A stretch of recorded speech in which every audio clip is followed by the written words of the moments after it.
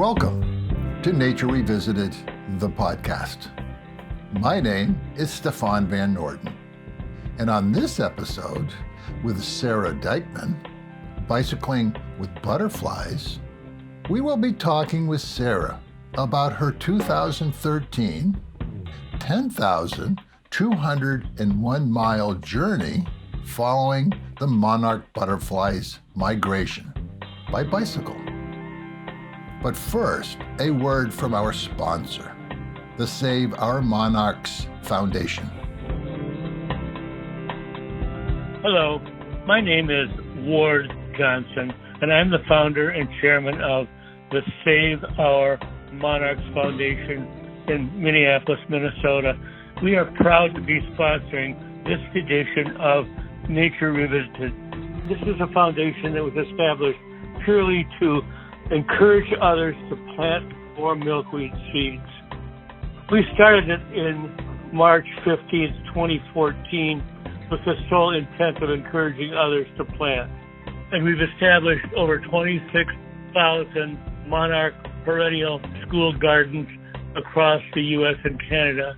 Our goal for 2023 is to add another 20,000 on our website, saveourmonarchs.org. You'll see a map that's just filled with locations of where our schools are located. Thank you very much. Sara joins me from Mexico, where she is continuing her work trying to help the monarchs not only to survive, but to be able to continue their amazing migration north through the U.S. and Canada. Sara, thank you for joining me. Well, thank you. I'm doing well. I'm in Mexico right now, and trying to do a little project about monarch butterflies. And the monarchs are just now arriving to Mexico. Well, they've been arriving for the last few weeks, and they'll be here until March. And then they leave again. Yep. So right now they're just finding their spot to spend the whole winter. Hopefully just pretty much do nothing so they can conserve their fat reserves, and then once it warms back up again in February and March, they'll head north once again, hopefully. So Sara, I really enjoyed your book, Bicycling with Butterflies, and I'm thrilled to have you here on the program. But your story really begins way before your adventure of following the migration of the monarchs. Where are you originally from, and how much did the natural world influence you at a young age? I grew up in the suburbs of Kansas City, and my access to nature was very limited. I had a backyard with a Bradford pear tree. You know, I was the kid that never, ever wanted to play with dolls. I always wanted to play with stuffed animals and draw pictures of animals. I wanted to design aquariums for frogs at zoos because, that was literally the only thing I knew about animals was that they're at zoos. And I went to college in California and found out on my second day of school that there was a job where you could study animals in the wild. And I picked that major, and I never looked back. And now I feel very lucky that I can spend my summers, mostly my summers, doing seasonal field work and being outside and exploring and discovering animals and learning about them and kind of learning to see the world through their eyes. When did you see your first monarch? You know, I wish I had an awesome origin story about the monarchs. I was not super in love with monarchs before I started. I knew that they had a cool migration. My passion is frogs. The frogs don't migrate. I don't have that moment where I fell in love with monarchs. It was more, they have this cool migration. I should follow them on my bicycle. And then as I followed them, I learned more and more. And now we're tangled in this web, the monarchs and I need them, they need me. Yeah, I'm in deep. So when did the idea of traveling with the monarchs on their migration and bringing attention to their situation, where did that come from? Well, I've done a lot of other adventures. I've biked to 49 of the 50. I've visited the Missouri River. I did a hiking trip from Mexico to Canada.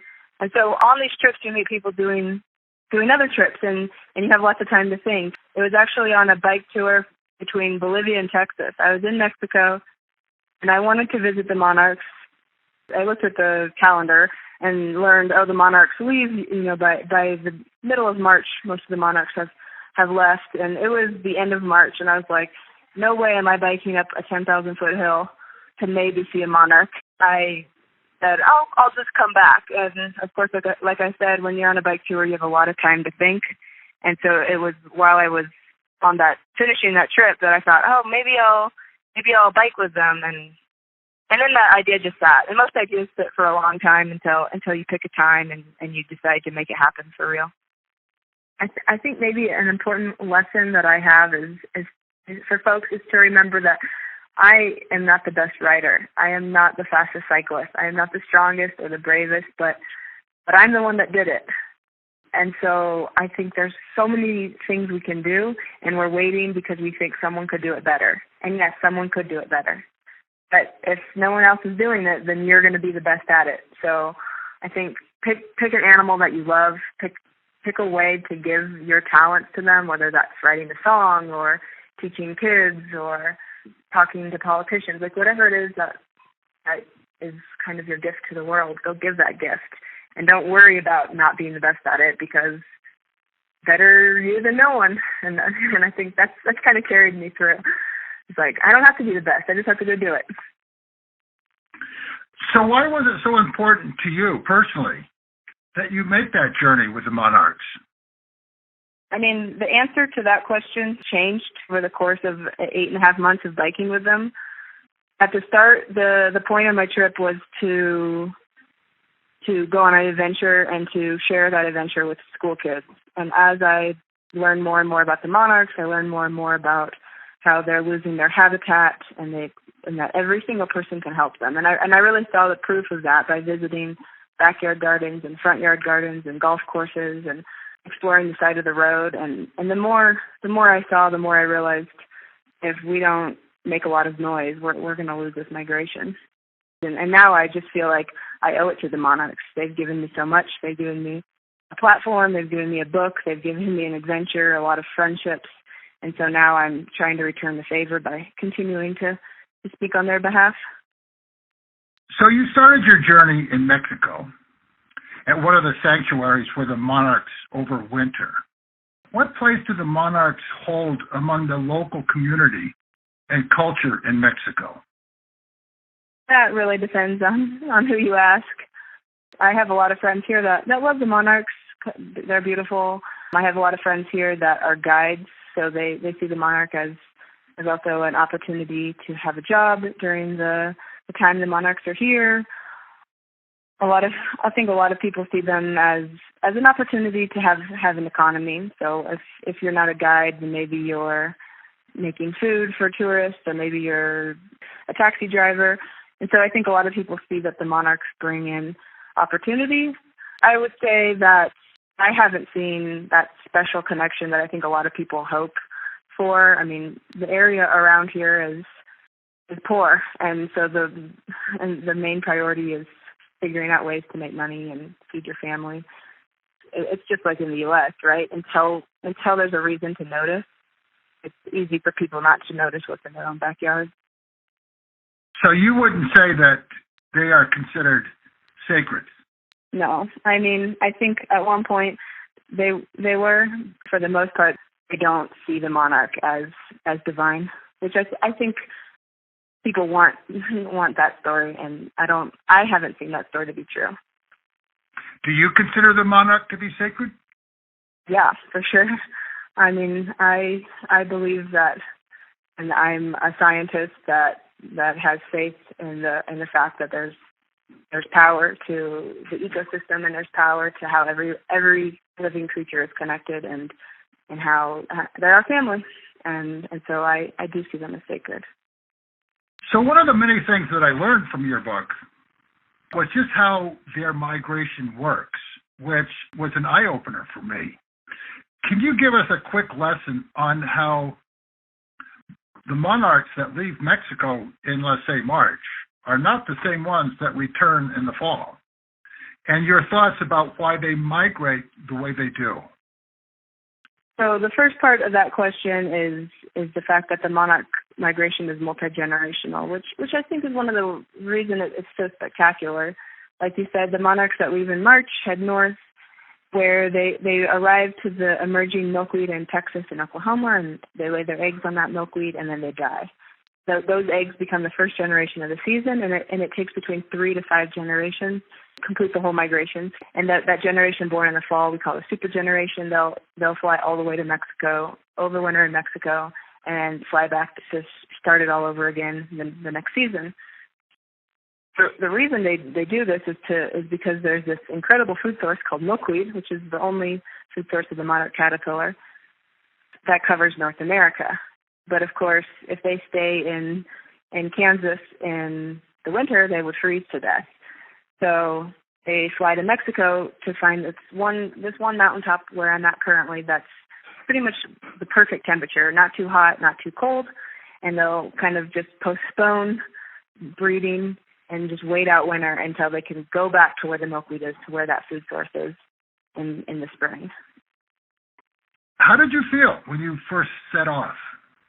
I was ready to go. I've been talking about going on a trip for a while, and I have enough trips under my belt to know the best thing to do when you start is to not think about the end. So I was really just concerned about getting to that next night's spot, and I didn't know exactly where that was going to be, but I knew I need to get 50 miles down the road. I concerned myself more with like finding food and a place to sleep, and try not to think about the United States or Canada especially, and not think about the return trip. Just think about that moment, and in that, like, there's a lot of freedom because also I was on my bike and I was carrying everything I needed. So when I left, it was like, all right, I got everything I need. Now I just have to go and see what's beyond the next horizon and see what's beyond that road I haven't been down yet. So it's always exciting to start. Did you think that your trip would turn out the way it did when you started? No, I thought my trip would be like my other trips where I would do it and I would hold on to those memories, but they wouldn't continue to ripple out. I found out, however, that there's just a passionate monarch stewards that are fighting on behalf of the monarch in the future. They rallied for me, and they continue to support me, and they continue to ask for me to help them be a voice. So what started out as just a trip to go on a trip, see the monarchs, talk to some kids, learn a little bit, has really become something much more. I never planned to write the book, but about halfway through my trip, I realized the monarchs needed me to tell the world what I thought and to show the world what I see. What I saw was oftentimes very sad and made me very, very angry. And so the book was kind of like a way to articulate that anger and to put it in the context of the hope I feel and hopefully allow other people to feel that anger, and then at the same time then go out and do something about it. So what do you think is the greatest threat to the monarch butterfly? Short-term habitat loss, long-term climate change. If they don't have a home, they obviously can't lay their eggs. With climate change, the mountains here in Mexico will at some point no longer be suitable for them. Perhaps the milkweed will continue to advance north, and there will be just too big of a gap. We need to do short-term fixes of planting milkweed and other native nectar plants in every single yard, every single roadside. The latest report is that we need to plant 1.8 billion stems of milkweed in order to give the monarchs a future. We're not going to do that waiting for national parks, waiting for national wildlife refuges to get on board. The only way we're going to get 1.8 billion milkweeds in the ground is everyone plant milkweed and nectar plants in their yard. And then, of course, long term, we've got to stop climate change. We've got to heal the planet. So how quickly are they disappearing? To assess trends and assess what's happening, you really need to step back, and because the data is so new, it's still a little hard to tell. We know for sure that they're declining rapidly. That we lost about 90% in the last 2 decades. A lot of that's because of habitat loss, which includes replacing corn with GMO corn that could be sprayed with herbicides. Monarchs lost a lot of land overnight. to herbicides being able to be sprayed on the corn we were growing. The really cool thing about monarchs is that they can recover because they're multi-generational. If you imagine a female monarch to lay 400 eggs, a few of those survive, say 4. Well, that's still doubling the population in one generation. So we could essentially double not once or twice, but up to 5 times in one summer if there's adequate amount of milkweed. There is potential for recovery, but we have to get those plants in the ground, and we have to put those plants everywhere because what climate change does is wreaks havoc in different places at different moments. Because the monarchs spread out, the good news is if there's good habitat and minor climate chaos in one spot, then that might make up for the fact that there's a climate chaos somewhere else. But if we don't have good habitat everywhere, then those monarchs might not be able to find those pockets of hospitable habitat in order to carry on. So in your book, you say that the monarch will probably survive in some way. So why is the monarch North American migration so important? And what would we lose if it doesn't continue? Well, I think everyone will have to answer that for themselves. But for me, if you go outside in the fall and see a monarch and know that they're flying thousands of miles to a place they've never been, but to the place that their great-great-great-grandparents lived the winter before. And if you can look at that and absorb how incredible that is and really take a moment to process like the awe and the triumph and the seemingly impossibleness of it all, that's worth something, that feeling of knowing that there's something so incredible in this world. And to lose it is so disrespectful to nature and also disrespectful to the next generation because we're deciding that awe isn't worth enough to save for them. There's a lot of answers to that. You could say pollination is important. You could say 500 eggs from each female feeds the food web. But to me, the monarch is important because they're a monarch and they do a migration and they deserve to live here just as much as you do or just as much as I do. So along your trip, you talked about how you stopped quite often to make presentations to different schools and organizations. How did you organize them, and what was your reception along the way? I spent so much time on my trip organizing presentations. People think the hard part is biking. The hard part was not biking. The hard part was planning to arrive at a school when there are a million unknowns. I couldn't predict the weather. I can't predict how I would be feeling. I can't predict how my bike would hold up. There's just so many unknowns.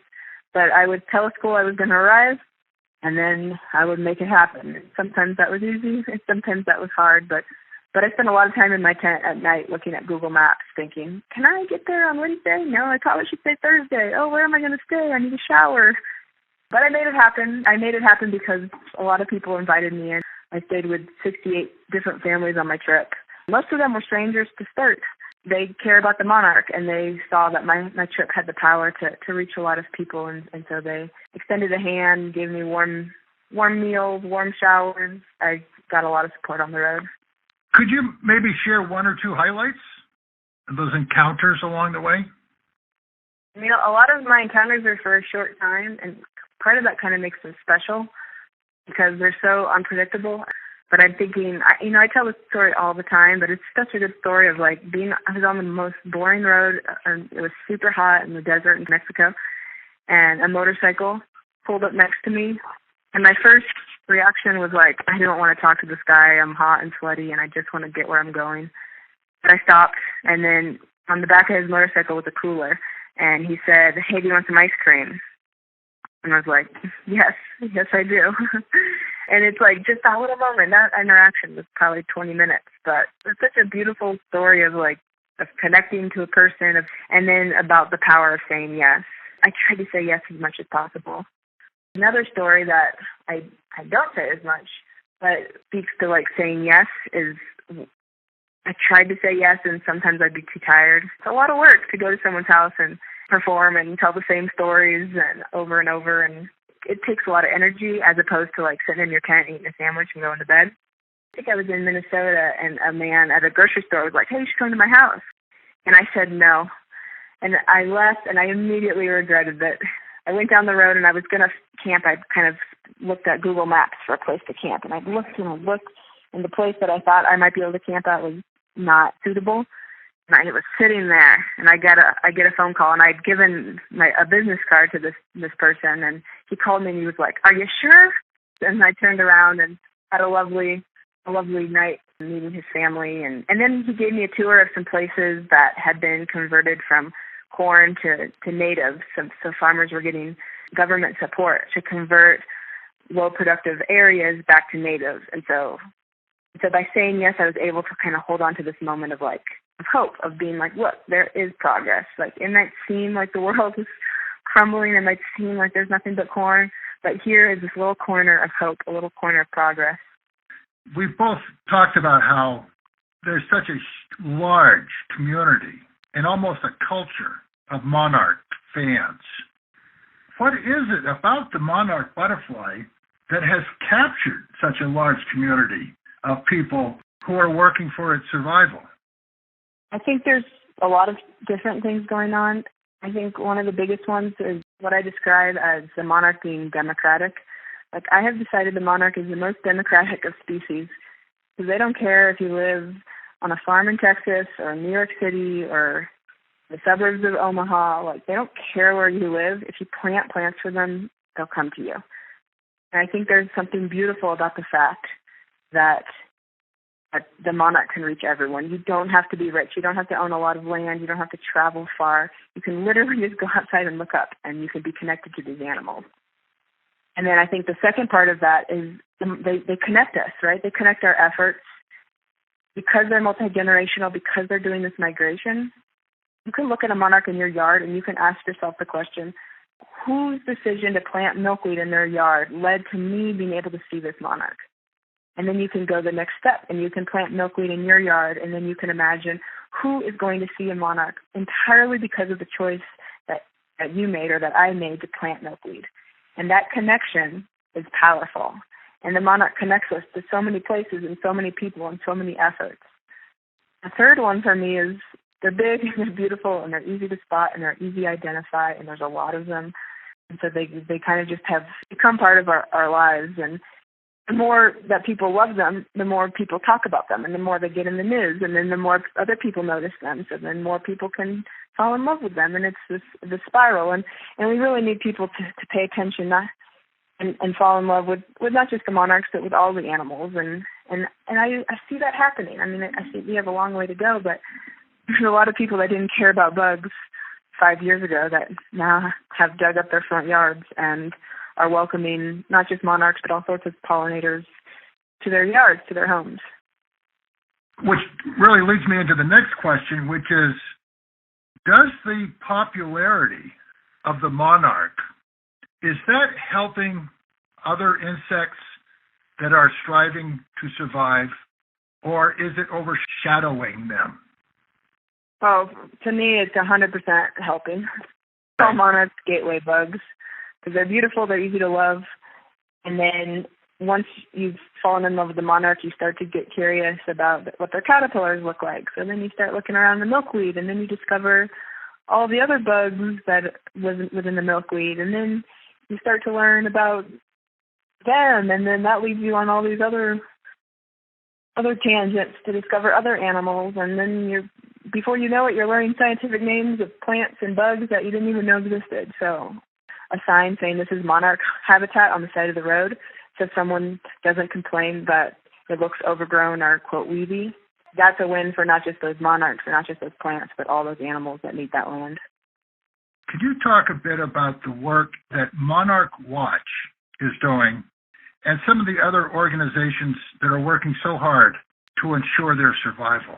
Yeah, Monarch Watch is a nonprofit out of Kansas University. They just celebrated their 30th anniversary, and they started a tagging program, so they would put stickers on the wings to track where the monarchs were going.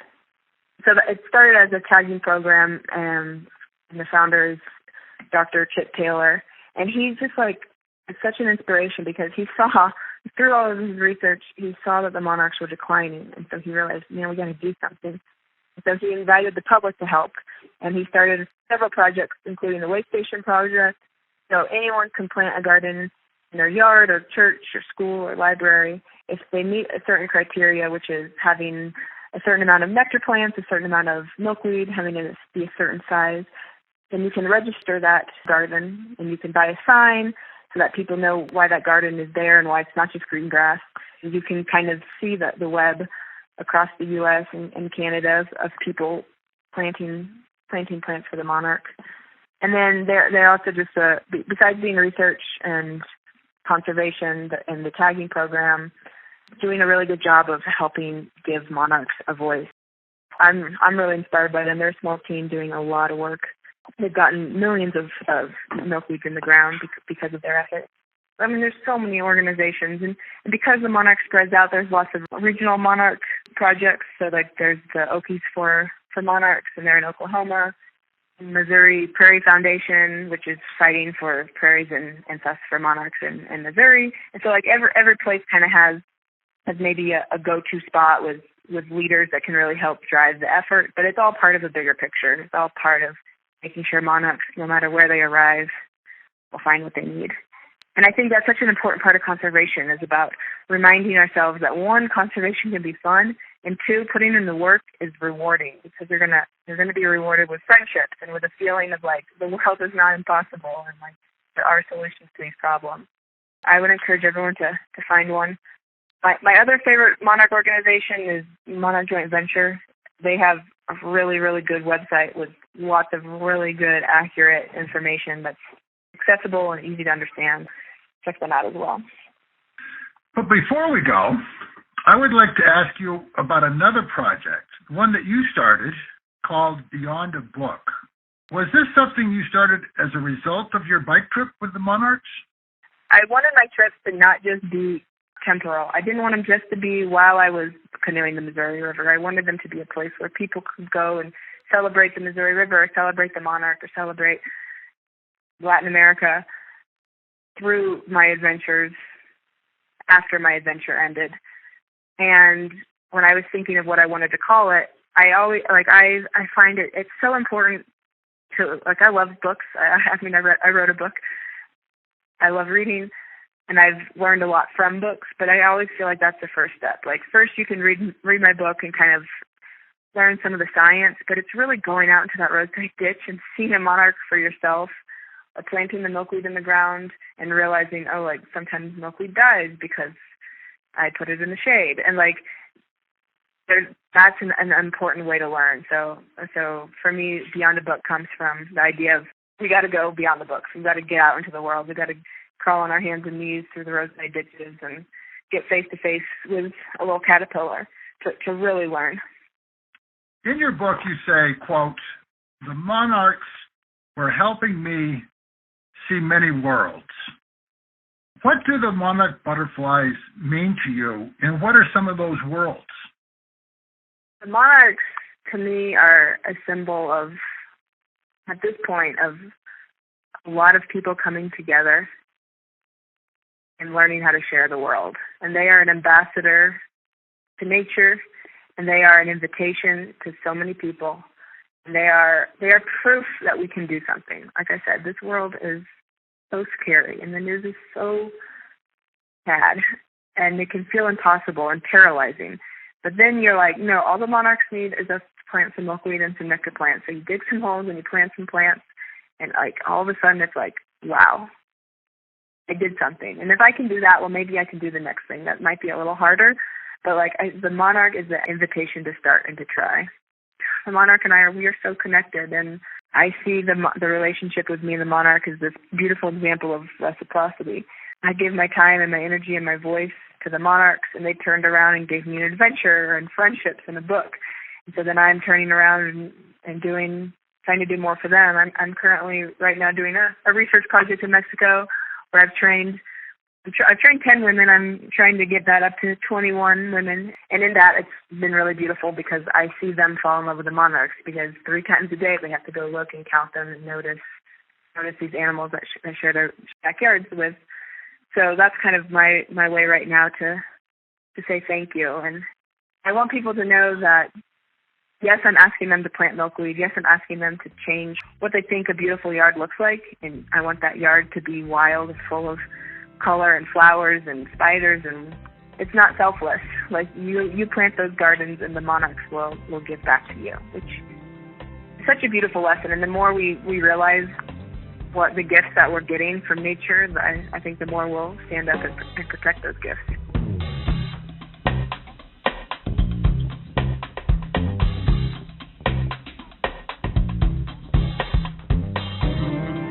I hope you enjoyed this episode with Sara Dykman, and that you visit her website, beyondabook.org, to learn more about the wonderful work she is doing to save the monarchs. Nature Revisited would like to thank the Save Our Monarchs Foundation for sponsoring this episode, and that you visit their website, saveourmonarchs.org, to learn more about the work that they are doing. I hope you will share Nature Revisited, the podcast, with friends, family, and colleagues, and that you follow us on Facebook, Instagram, or on our website, nordenproductions.com. That's Norden, Noorden, Productions.com. The music for this episode is Tower of Song by Marianne Faithfull. Nature Revisited is produced by Stefan Van Norden and Charles Gagan, and I hope you will join us for the next edition of Nature Revisited. And in the meantime, remember, we are nature.